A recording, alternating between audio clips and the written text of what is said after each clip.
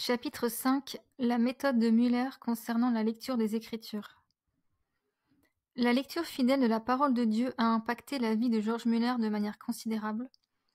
Au sujet de la lecture de la Bible, il écrit: Je suis tombé dans le piège dans lequel tombent tant de jeunes croyants, lire des livres religieux plutôt que les Écritures. Je ne pouvais plus lire de romans français et allemands, comme je l'avais fait auparavant, pour nourrir mon esprit charnel. Mais cependant, je ne remplaçais pas ces livres par le meilleur de tous les livres, mais je lisais des tracts, des articles missionnaires, des sermons et des biographies de personnes pieuses. J'ai trouvé ce dernier type de livre plus profitable que les autres, et si je les avais bien choisis, si je n'avais pas lu trop d'écrits de ce genre, ou si l'un d'entre eux avait particulièrement contribué à me faire aimer les Écritures, ils ont pu me faire beaucoup de bien.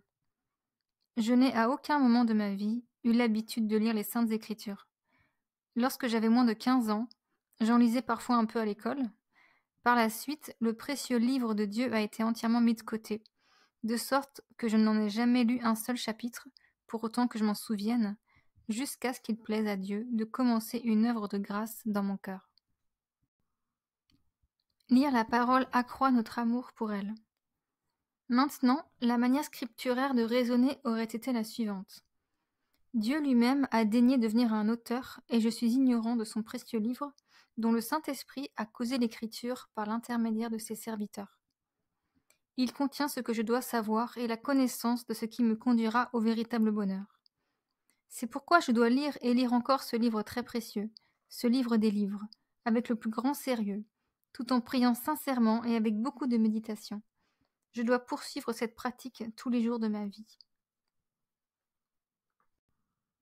J'étais conscient, ayant très peu lu la Bible, que je n'en connaissais pratiquement rien, mais au lieu d'agir ainsi et d'être conduit par mon ignorance de la parole de Dieu à l'étudier davantage, ma difficulté à la comprendre et le peu de plaisir que j'en retirais me rendirent négligent dans sa lecture, car une lecture priante de la parole ne donne pas seulement plus de connaissances, mais augmente aussi le plaisir que nous avons à la lire. Et ainsi, comme beaucoup de croyants, j'ai pratiquement préféré, pendant les 4 premières années de ma nouvelle vie en Christ, les œuvres d'hommes non inspirés aux oracles du Dieu vivant.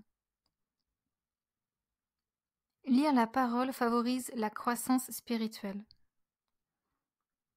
En conséquence, je restais un bébé, à la fois dans la connaissance et dans la grâce. Je dis en connaissance parce que toute véritable connaissance provient de l'esprit, de la parole. Comme je négligeais la parole, j'ai été pendant près de 4 ans si ignorant que je ne connaissais même pas clairement les points fondamentaux de notre sainte foi.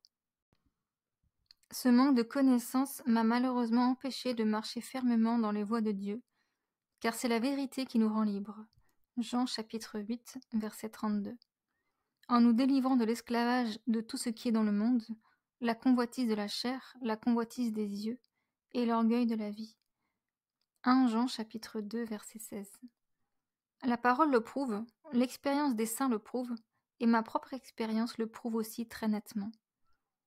En effet, lorsqu'il plut au Seigneur en août 1829 de m'amener aux Écritures, ma vie et ma marche devinrent très différentes. Et même si depuis cette époque je n'ai pas été à la hauteur de ce que je pourrais et devrais être, j'ai pu cependant, par la grâce de Dieu, vivre beaucoup plus près de lui qu'auparavant.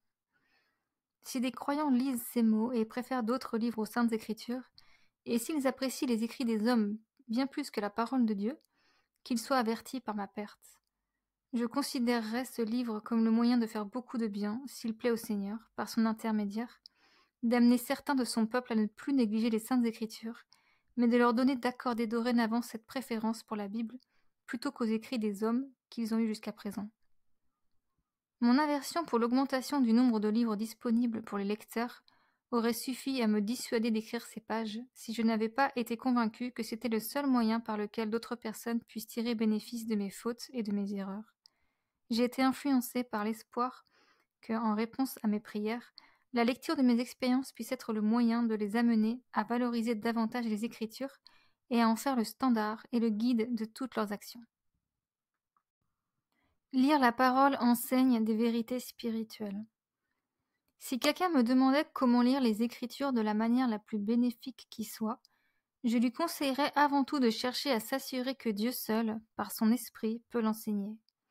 De plus, Puisqu'il demandera à Dieu des bénédictions, il est avantageux de demander la bénédiction de Dieu avant de lire la parole, ainsi que pendant sa lecture.